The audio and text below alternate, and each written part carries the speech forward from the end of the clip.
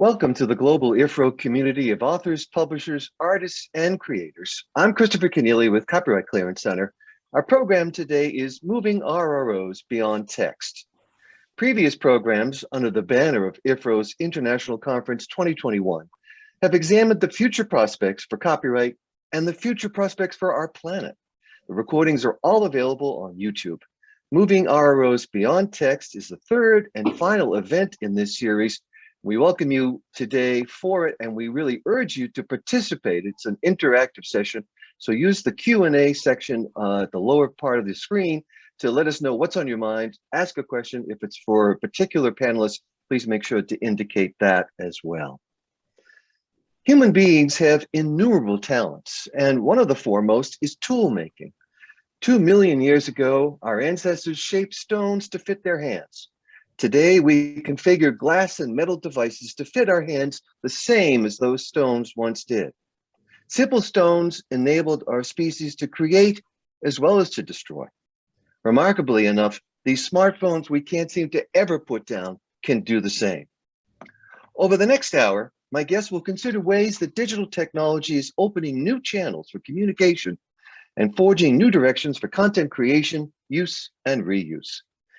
Whether listening to audio podcasts or watching TikTok videos, we have moved far beyond traditional information forms of print and text for our entertainment, for our news, for our knowledge. Of course, this latest media disruption raises important issues and concerns related to remote working and distance learning. Copyright and collective licensing, too, are under pressure as never before to respond and adapt or face obsolescence. In order of appearance, my guests today are Karthik Krishnan. Karthik is Venture Chair, Redesign Health, a healthcare innovation platform. He is also an adjunct professor at the New York University Stern School of Business. On the World Economic Forum Expert Network, Karthik is a recognized expert on education, healthcare, and information media. He is an advisor to UNICEF and the Global Coalition for Education on Youth Skills and Education. Eva Guay is a digital business development consultant and teacher based in Barcelona, Spain. She worked for 17 years at leading publishing companies in Spain to define, plan, and make their digital and business development projects a reality. As digital area manager at Grupo Planeta, Eva was responsible for the ebooks catalog and for launching the company's audiobook product line. And Jim King is CEO of Spoken Giants, the world's first and largest rights administration company for spoken word genres, such as comedy, podcasting, and audio renderings of multiple formats. Jim is also Chief Technology Officer for Outsell Inc. Previously, he was Senior Vice President of Business Operations and Information Technology for Broadcast Music Incorporated, BMI. We want to open the program today with Karthik Krishnan. Karthik, welcome to our session today.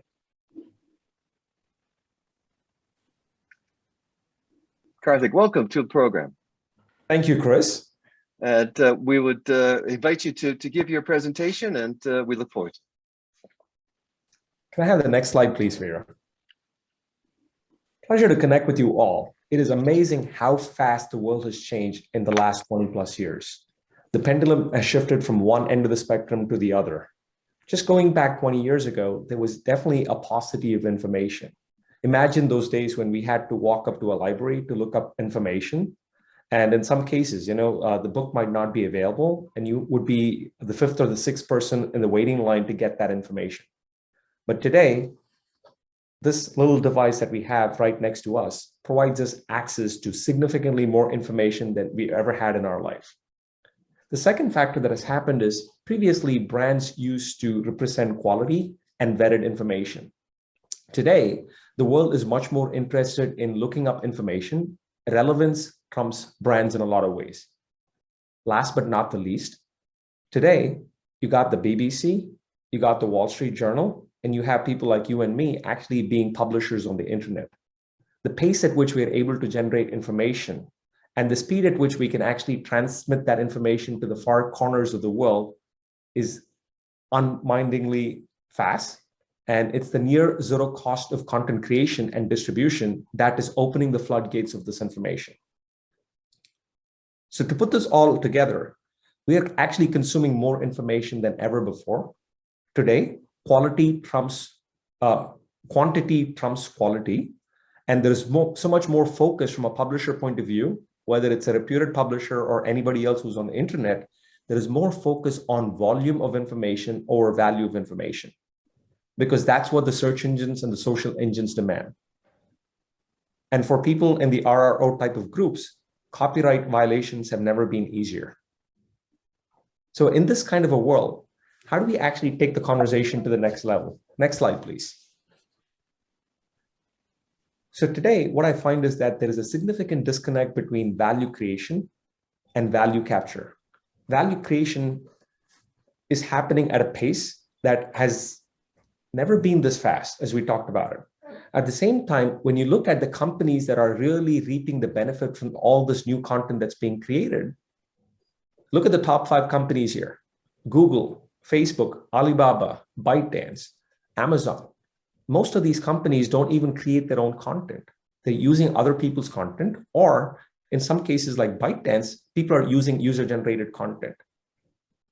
Imagine an internet. Without a conversation, without content, there is no conversation. Without conversations, there are no communities that can be created.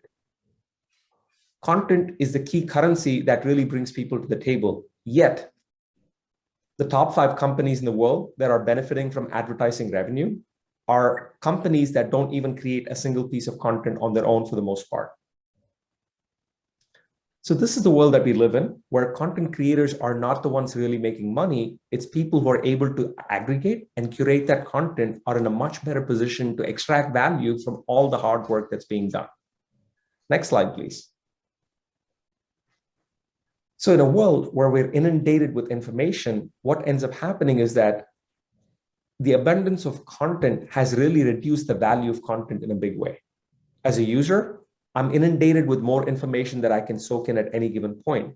At some point, I'm expecting technology to do that work for me. Imagine our own behavior. When most of us do a search on the internet, how often do we actually go to the second page or the third page on the internet? It doesn't even exist, right? Most of us click on the top 1 or 2 links that are out there and expect technology to provide us an answer. In fact, there's a Knightbridge study that said finding truth on the internet is a long, boring 20-minute process. That's the kind of world that we live in. We call that intellectual laziness.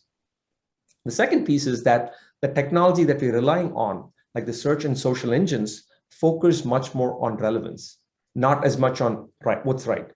There's a significant difference between relevant information and right information. Unfortunately, the technologies that we depend on don't have that skill set to distinguish between relevance and right today.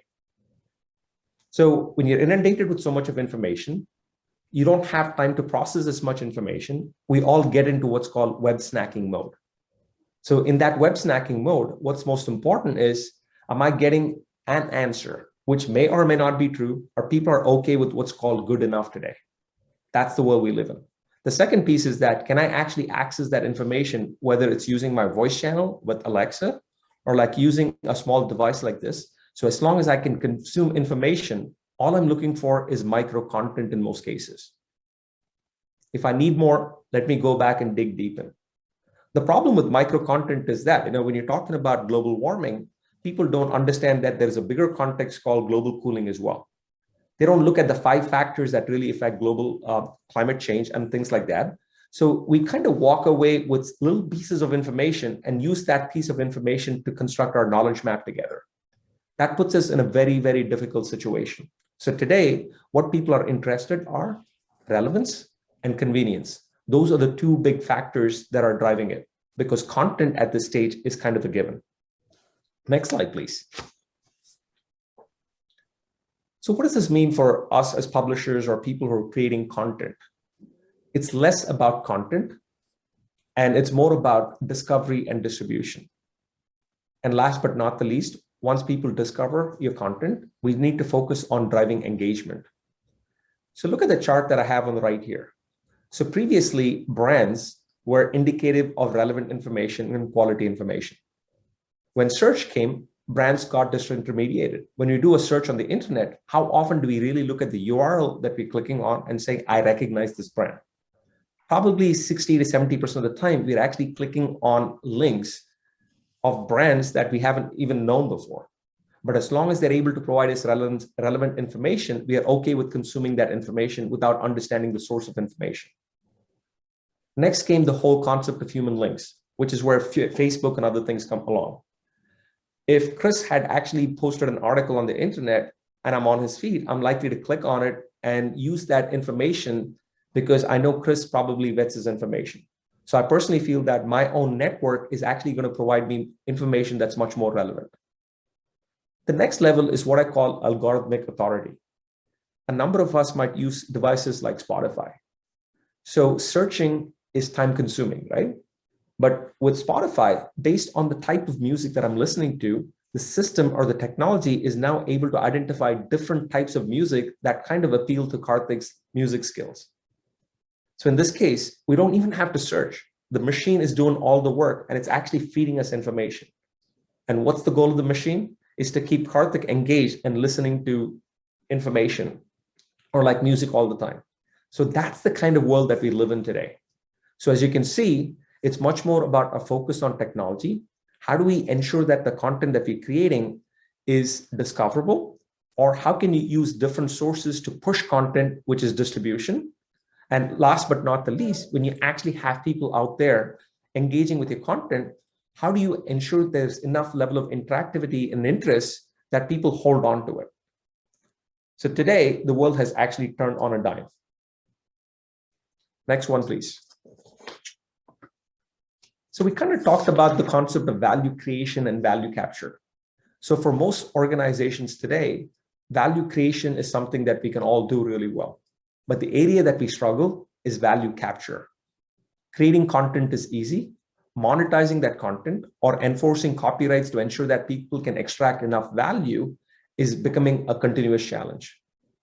And today, most people can go to the end of the internet to get any information for free. My favorite phrase is, knowledge is free, education is expensive. Next one, please. So here's where the concept of digital rights management comes in. And I don't want you to think about digital rights management as a technology. It's also much more about a way for us to extract value. So even though all this content has been created and technology has improved, one area we've really fallen behind is in terms of like digital rights management, which is key to value capture. The only organization that seems to be doing this really well is Apple with its Fair Play DRM technology.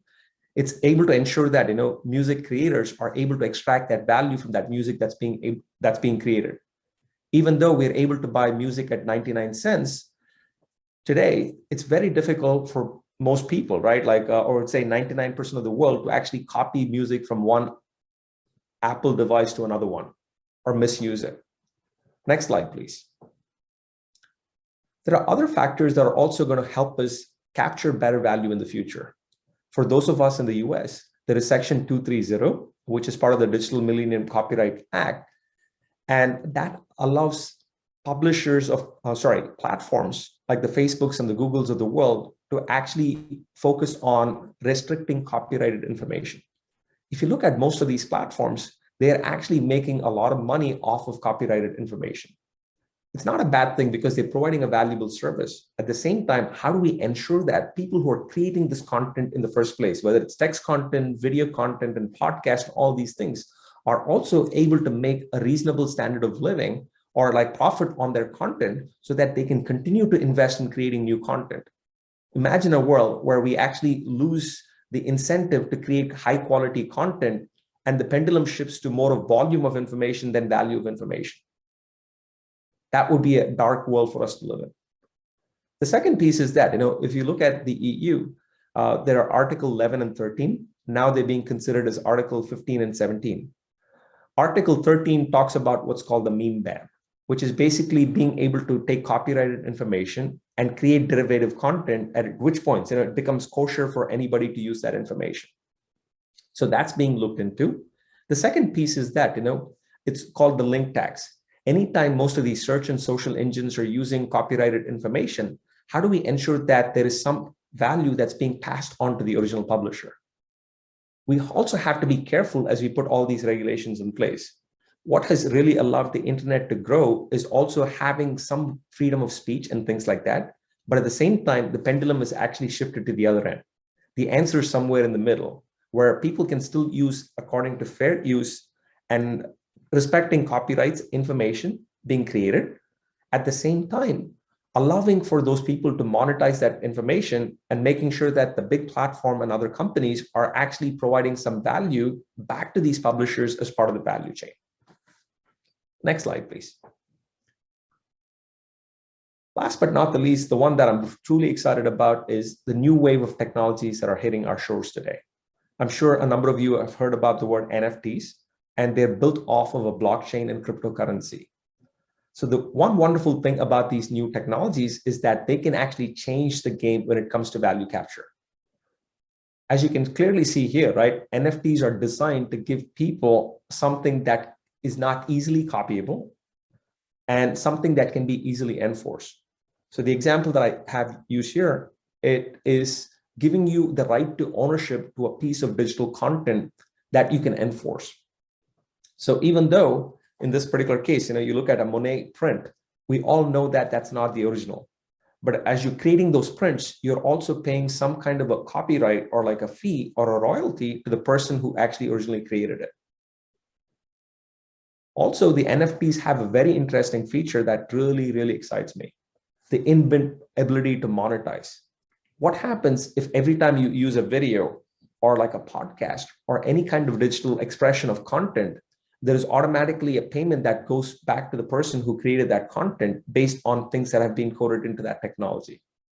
So as you can clearly see, in the first wave of internet revolution, there's so much of focus on content creation and distribution. As we get into the second phase of content creation and AI and things like that, thanks to NFT, blockchain, and cryptocurrency, we have an ability to not only enforce and push copyright, but also have a mechanism that will help people extract value from that content that's being created. Next slide. So as you all think about the world ahead, I think we've only lost 20 years of our life when it comes to content creation. I think the world is going to be a lot better as we understand how to use these new technology. I don't think the designers of this ecosystem ever had a world in mind that things could move so fast. I mean, imagine the amount of content that's being created, right? On YouTube today trumps anything that's being created by all the network televisions put together.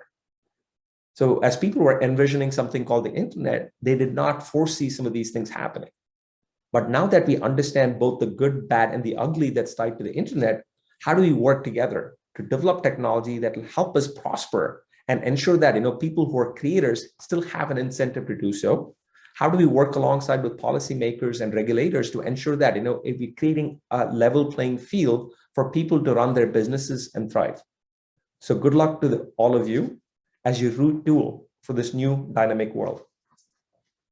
Well, thank you very much, Karthik Krishnan, for that very thoughtful, reflective presentation around the question of where do we head next beyond text, and how do we monetize it? How do we capture the value, and how do we also maintain our ownership over it? These are all important questions that we'll explore further and come back, I'm sure, with some questions from the audience about NFTs, non-fungible tokens. If indeed you do have a question for our panel, please use the Q&A section on the lower part of your screen there. Let us know who it's for, and we look forward to having a really lively discussion at the end of the program. Now I want to bring on Eva Gui. Eva, welcome to you. Welcome and thank you. Many thanks to IFRRO and to you, Christopher, for inviting me to this panel. I'm very honored to be here with you. Well, we're very happy you can be here, and your presentation is going to cover important milestones in the development of the Spanish audiobook market, and what you think may be some of the lessons in that experience for authors and publishers. Yeah. So let's start. Next, please. Okay. So Gabriel Zaid writes in so many books that the true art of publishing consists in putting a text in the middle of a conversation, in knowing how to add fuel to this fire. The world and we evolve at a frenetic pace. The places where these conversations take place and the media through which we learn that they exist and they may be of interest to us change. But the art of publishing remains the same, adding fuel to a fire as perpetual as our curiosity. Next, please. In this evolution, along the way, we have passed from the age of Gutenberg to the age of Zuckerberg, as Carlo Feltrinelli said at Forum Edita in Barcelona on 2019. And I literally quote, "Now we must be clear that to protect this industry of the future, it is absolutely necessary to make it capable of establishing a healthy dialogue and stable relationship with the subjects that populate the new ecosystem. And that everything depends not on fate, but on the intelligence, foresight, and imagination that I put into the publishing industry." Next slide, please. So first of all, I think that the most important thing is to resist the onslaught of the so-called platform capitalism that tries to equate literary works with content. When we talk about content, we slip into marketing territory, and that's not what publishers talk about when they talk about books. First, it was the text. Now, with the audio and the great development of the podcast industry comes a new litmus test, a great challenge, a threat that we must face. Next slide, please. Today, I'm going to tell you just a little about the market in Spain. How is the audiobook market here? The first thing to keep in mind is that it is a relatively young market, very young if we compare it with the Anglo-Saxon one. And maybe the cultural implication of the lifestyle of the countries bathed by the Mediterranean Sea are to blame, even if it is only a part of it. Next slide, please. What is the Spanish audiobook market like? Well, strange as it may seem, the answer is it depends. The data provided by the annual industry survey on read and buy books says that only 3.1% consume audiobooks. And this is different from an audio consumer survey that estimates about a 27% of audiobook consumption in Spain. We must consider that not all consumers are aware of the real difference between narrative podcasts, audiobooks, and audio series. Next, please. In Spain, we moved from listening to radio soap operas, a very successful genre in the 40s and 60s, and even in the 90s, from the cassette tapes of Editorial Alfaguara that at the end of the 90s, a very special project that was as pioneering as it was commercially unsuccessful because it arrived when the market was not ready. And from there, after a journey in the desert, to the digital audiobook, which landed with Storytel in 2017 with almost insignificant catalog available. Audible.s definitely arrived in 2020. Next. Thus, it was a premium Penguin Random House in 2014 and Grupo Planeta in 2016 that were the pioneers in starting their strategic audio projects, beginning to produce their own catalogs while negotiating their agreements with the platforms. In parallel, the communication group Prisa launched its great digital audio project, Podium Podcast, which boosted the professionalization of a sector deeply rooted in Spain. And it's interesting to point out that the next please, that the University of Oxford it's interesting to point that the Digital News Report 2021 prepared by Reuters Institute and the University of Oxford placed Spain at the second largest consumer of podcasts among more than 20 countries in the latest data for January and February 2021. Next. And where are we now? The number of titles is estimated to reach 50,000 the end of this year, and only about 30–40% will have been produced directly by publishers. The rest belong to platforms or exclusive digital audio publishers such as Saga Egmont, whose strategy focuses on buying rights from traditional publishers to produce their audio versions in exchange for exclusivity for a few years. Next. This means that medium and little publishers that do not belong to the publishing groups are being left out of this market, valued at 13 million euros, according to Bookwire forecast for the Spanish audiobook at a global level at the end of 2021. Furthermore, the 80% of the turnover comes from the subscription model, led by Audible.s, Storytel, and Nextory with their unlimited subscription models. It is in fact the predominant consumer model in Spanish-speaking markets, a reality that has generated significant tensions within the sector due to the implications for royalty settlements. Next. Its main consequence was Penguin Random House decision to abandon the subscription model worldwide in 2020, a far-reaching earthquake. Today, any independent publisher who wants to buy the rights to a book originally published by Penguin Random House will not be able to acquire these audio rights, making it economically unviable for them to invest in their own production of the audiobook. Next. Result. In Spain, we have the large publishers with the investment capacity to produce their catalog directly and to negotiate with international platforms. They have a larger catalog volume, their participation in the business is more relevant, and the good results year after year make their authors' motivation greater.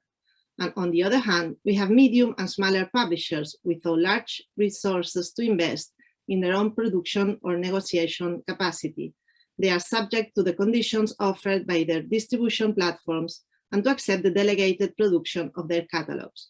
They lose control over their catalog. Their participation in the business is much lower, and their motivation to grow in it is small. Next. To further complicate matters, Spotify's growing interest in dominating in the creator economy trend has recently led it to purchase Fandaway, stating, Spotify's ambition is to be the destination for all things audio, both for listeners and creators. The acquisition of Findaway will accelerate Spotify's presence in the audiobook space and help us to deliver quicker on that ambition. But it is enough to take a look at the supply of audiobook content in Spanish to realize that probably almost close to 99% of the content offered is pirated. Next.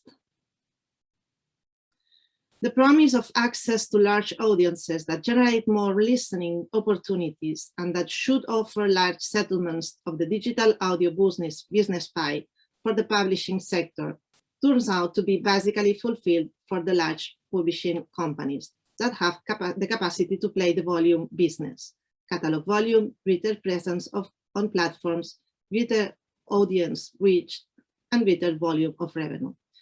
But the publishing reality and the wealth of diversity of publications is not only there.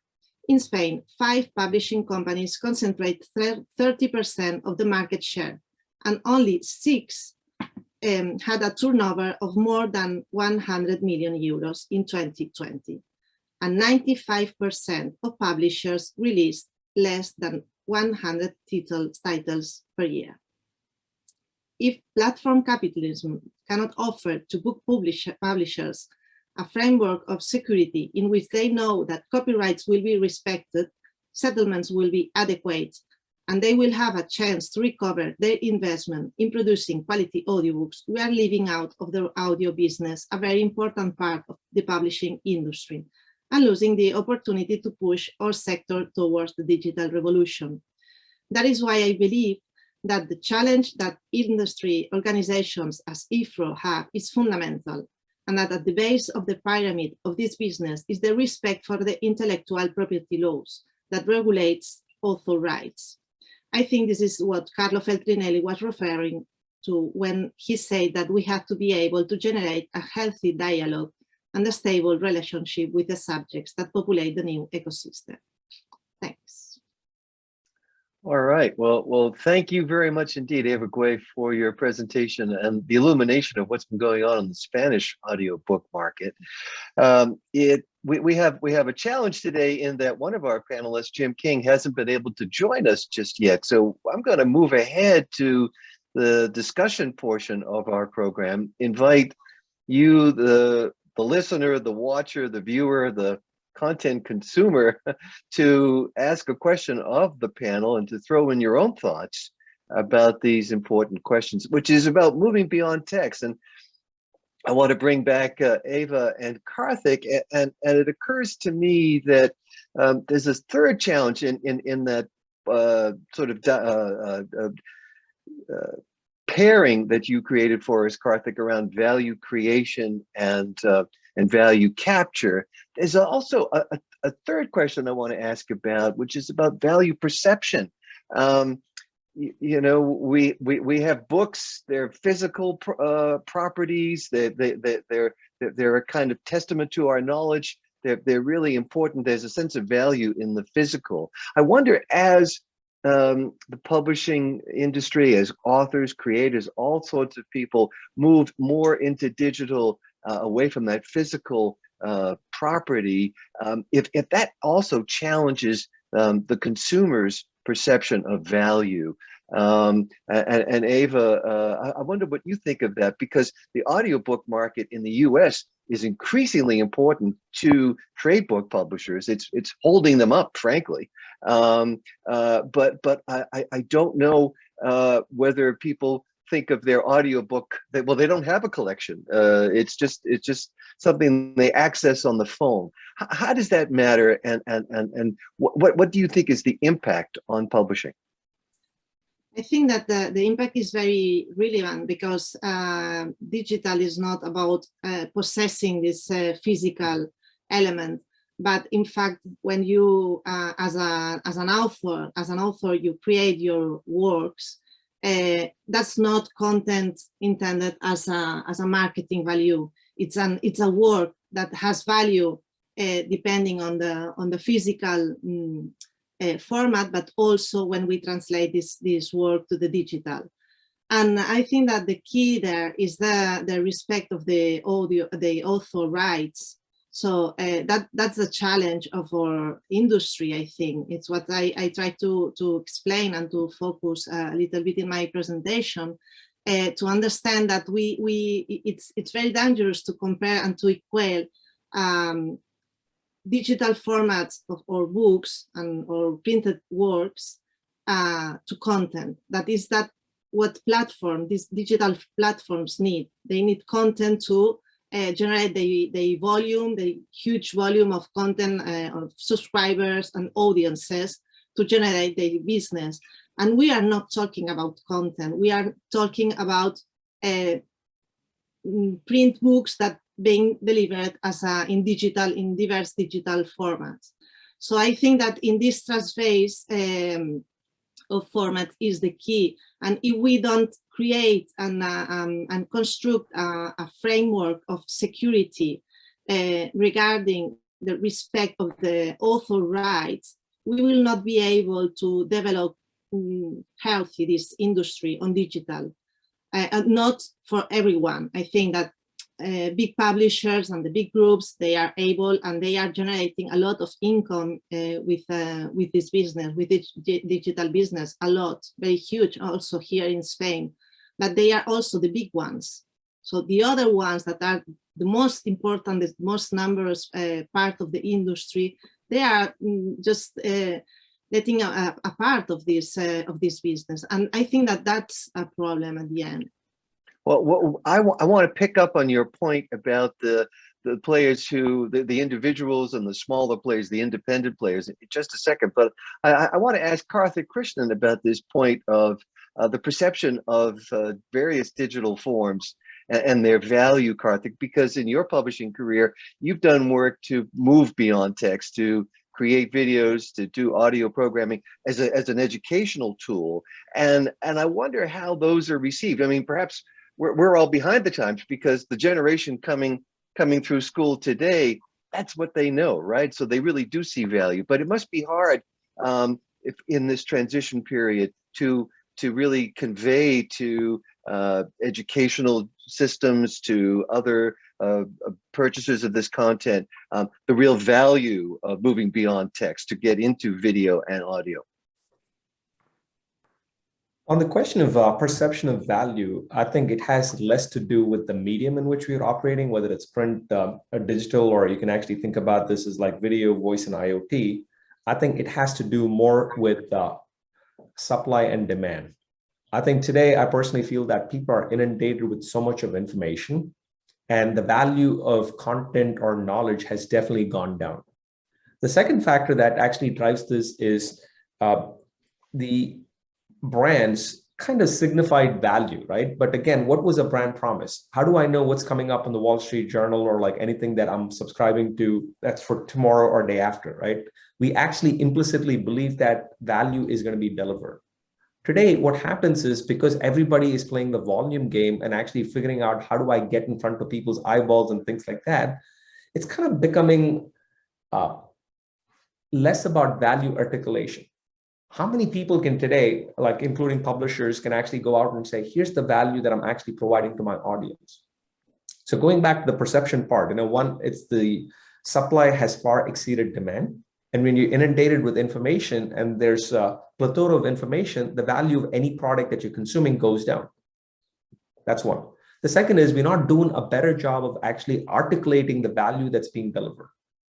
So brands, again, if you look at a number of brands that have actually made that shift. I mean, if you think about the Wall Street Journal, they've actually looked at operating in all three mediums, print, digital, mobile, alerts on all these things. So the brands that have been able to really capture that value are those that have been able to articulate that value. And last but not least, it's much more about delivering on that relevance and convenience. Because in this case, the trust of the brand is kind of a given, right? Everybody has trust on the internet. Chris might have as much trust writing about an article compared to even a BBC and Wall Street Journal, because you have the opportunity to show up on the front page of Google. So the trust element is already given. So if you can deliver on that value articulation and the convenience factor, then your ability to capture value goes up in a significant way. And so I like the word trust. I think authors and authenticity have always been an important pairing for me. And Avery, I'll go back to you about this, the individual contributor, the independent contributor. Why do you feel that's so important?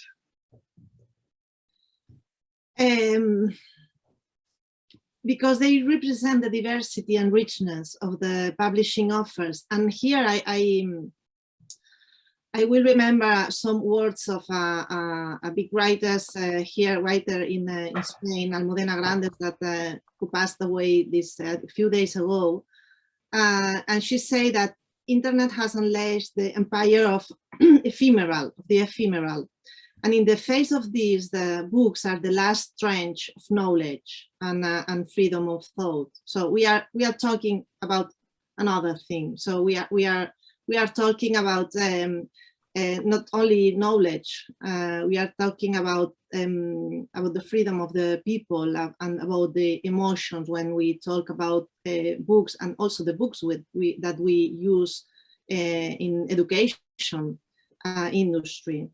So I think that's the point. That it's perhaps it sounds a bit romantic reason to believe, but I think that that's the point. So it's just remember that when not all the books are intellectual content providers, it's all of us knows that, but is that industry, is that cultural heritage that we protect and we work with, and it's the reason to be that of our industry at the end. But our industry needs to participate of this digital revolution, and all of them must participate on that. If not, we will not be there. So we won't be able to maintain this reason to be in digital era, and I think that this point will become a problem for all of us. So it's important to be very clear and to have very to be very aware of this difference and what we are talking about, because the market is not going to self-regulate. So the market is not readers and the audience will not going to pay authors because they want to do.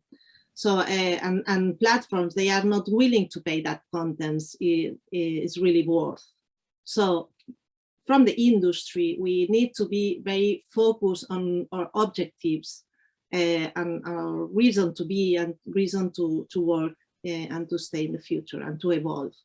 Right. Well, so what I hear you saying is that we don't want to sort of cede the ground entirely to these platforms, the platform capitalism that you're talking about. We really need to challenge that idea and provide room for smaller players to participate at something like a level playing field. And Karthik, Christian, you brought up NFTs and blockchain. There's a lot of promise in blockchain just along those lines, that it's going to empower individual creators in ways that up to now the internet has not been able to do.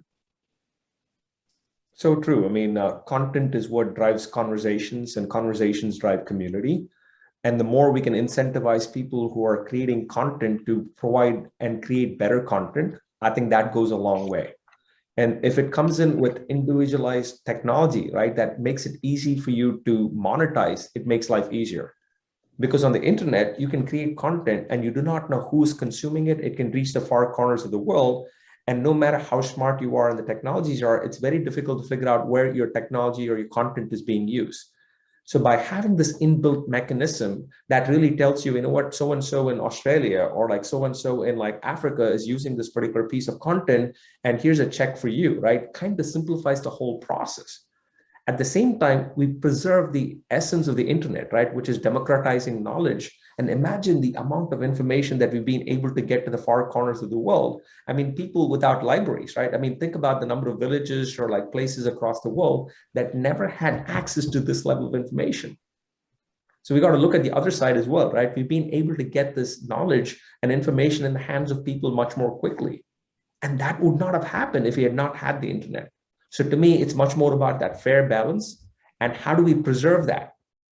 It's not like one or the other. I think there are technologies and capabilities that are available today that can actually create an equitable fair play for everybody at the table, not just the platforms. Right. And of course, there's always questions in the background around copyright and protection of intellectual property. And I'm thinking about the ways that people, children, teenagers, adults, everyone are reusing content today. It's a shame that we couldn't hear from Jim King. Jim was going to tell us about the growing importance of audio as part of the information mix, and the ways that today creators of all kinds are reusing audio, and that because, at least in the United States, because of certain loopholes in copyright and in the practice of the recording industry, it has been very difficult for creators of that audio content, comedians and others, to capture their value. And it's a shame, as I say, we couldn't hear from him, because what we're looking at there is something we also see on video side, which is with TikTok, the way that lots of people are reusing music and combining it with their own video and so forth. There are licensing schemes that do allow for that. But what I think we have to also remember is that content isn't simply published and consumed, it's also reused and remade. And that's a very exciting step as well. Karthik, do you agree?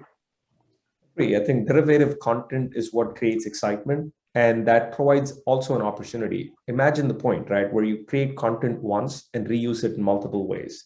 For example, IFRRO could potentially take this particular webinar that we have, or the online event, and then convert this into a podcast, right? Because there are a lot of people who like to listen to things when they're running. So you already have this content that's being created, right? Now, how do you take that and repackage it?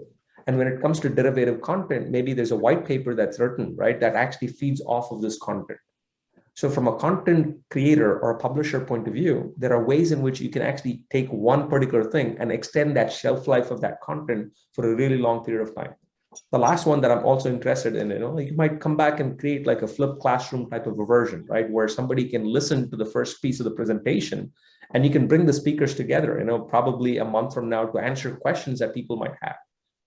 So to me, that whole concept of derivative content, now that everybody has the tool to do certain things, either sitting at their home or at work, gives content wings or knowledge wings. So that's a very exciting phenomenon. Yes, it is indeed. And I wonder, Eva Guay in Barcelona, whether the work that you did in the audiobook market in Spain told you much about the ways that people do consume these audiobooks.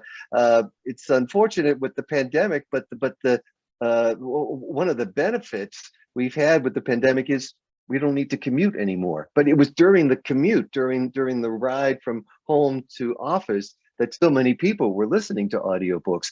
Do you have any idea of how things have changed as we've moved through the pandemic and into this remote space, remote workspace? Yes, there are some studies and reports that have been prepared during the pandemic and the 2020 that indicates that the consumption has increased sharply.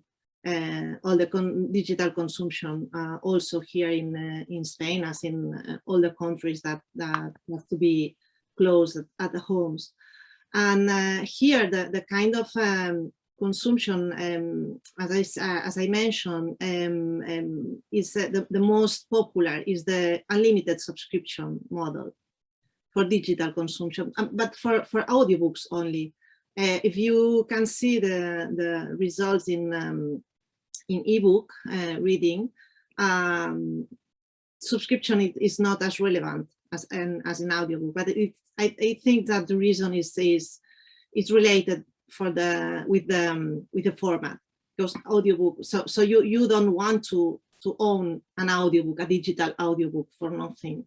So you have your e-readers for your ebook collection that perhaps has more sense to have, to construct and to maintain in your account, but not for audiobooks, but because are also much more not as cheaper as ebooks. So is that subscription, unlimited subscription models that make us go to crisis with agents and authors, and it's at the origin of the reason why Penguin Random House retired all their catalog from this model. This is the most common way to consumption, and I think that it's growing a lot, also after pandemic. Well, thank you. I think we have Caroline Morgan with IFRRO watching and listening and looking to join us in this conversation. Caroline, welcome. How are you? I'm great, Chris, and thank you all to the panelists and to you. I just wanted to ask a question about something Eva said about the market's not going to take action to resolve this challenge and this problem itself. And Carmick talked about two things. One is the non-fungible tokens that you've touched on, but the other one is some of the legislative action being taken by governments. Where do you think that mix is? And do you think that the governments that have taken action, mainly in the news area, are just dipping their toe in the water, or do you think that there should be their efforts to change this balance are sufficient, is the question I wanted to ask. I think that not only the governments, but those with power and negotiation capacity must unite to drive the sector forward.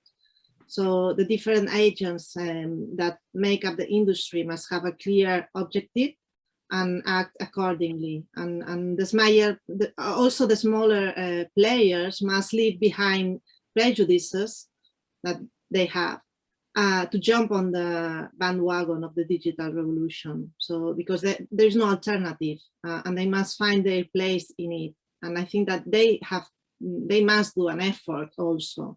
An effort of digital transformation themselves to feel more comfortable in this area, in this era, and find their place. But I think that NFTs could be a very huge ally for that. It's the thing. It's the only thing that I don't know how it's going to evolve, and I think that it's going to be very, very important for us, is how these new technologies will be integrated in the value chain of the industry. I think that's the point, because we can't also live only the authors writing, creating the works and selling directly, because then we will find with the industry. So, and that can happen. Karthik, Christian, what about Caroline's question with regards to the role that government may play, and whether you think it should be playing a greater role? I would see that, the government really plays a key role in terms of creating a level playing field. So the answer is technology plus policy/regulation and changes in human behavior as well. Because each of us know internally, right, whether we're littering on the internet by providing good information or bad information, we can actually stop a lot of those things ourselves, right? So to me, always look at what can I do to really change the situation at hand. So it starts with me first. If Karthik stops posting bad information or forwarding information that I know is kind of like funny, but it's not true, we can all thwart that misinformation from happening. Then the second step comes in to say, what other technologies are coming out? Because a lot of times, you do not know what this internet was going to be. When they put in the Section 230, when they actually in 1996, people had no idea how this was going to play out. And that was a key factor that really helped us grow the internet. So let's not forget, any solution or decision that we make has a positive impact, and it might also have a negative impact. Over a period of time, when you monitor those things, you come back and say, let me put these guardrails in place. Think about the copyright law. Why did they say it needed to be 70 plus years after a person passes away? Because they wanted the next generation to benefit from the work my dad or your dad could have done, or your mom could have done as well. So to me, it's all about thinking, learning, and evolving. So from that point of view, it starts with us. Next is like industries that are in this business to say, even the platform companies can make that decision to say, let me actually pay some money. It's happened in Australia. It's happening in certain parts of Europe. So they can actually pay some portion of the money that's being made to these content that is being used on those platforms. But more importantly, the government also has a responsibility to ensure that businesses can thrive.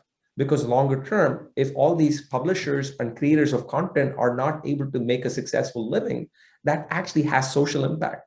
It has economic impact. So from that point of view, regulations need to be put in place as well, but it needs to be done not just going back to the other end of the spectrum, but where does that marker need to be? Well, what's interesting about all of this is, in the United States, at least, there's just been some recent action by the Department of Justice to attempt to prevent the acquisition of Simon & Schuster by Random House. And the point that they made, and this is something I think Ava and Karthik will appreciate, and Caroline too, of course, is that this isn't just about the consumer's interest, but about the interest of authors. The Department of Justice really made it very clear that they were moving in this direction because of the concern they had that authors were being disadvantaged in this ongoing consolidation, and that's a new way of looking at things. And so I think you're right, Karthik. We are going to see an evolution in the role of government if other nations move forward to try to slow, halt, and reconsider all the ongoing consolidation in publishing, in media. But it's at that point, I think, that we need to end our conversation today. And I want to thank everyone for joining us for our program, Moving RROs Beyond Text. It's the third and final event in the IFRRO International Conference for 2021. So I want to thank our guest today, Karthik and Christian. Thank you very much for joining us today. Karthik, thank you. As well as Ava Guay, thank you so much too. Thank you to you all. And Caroline Morgan, thank you for hosting us. And I do want to be sure to mention as well the work of Veralaya Bruno, IFRRO's Communications and Information Officer, who produced the program in Brussels for us. I'm Christopher Keneally with CCC in Boston. Goodbye for now.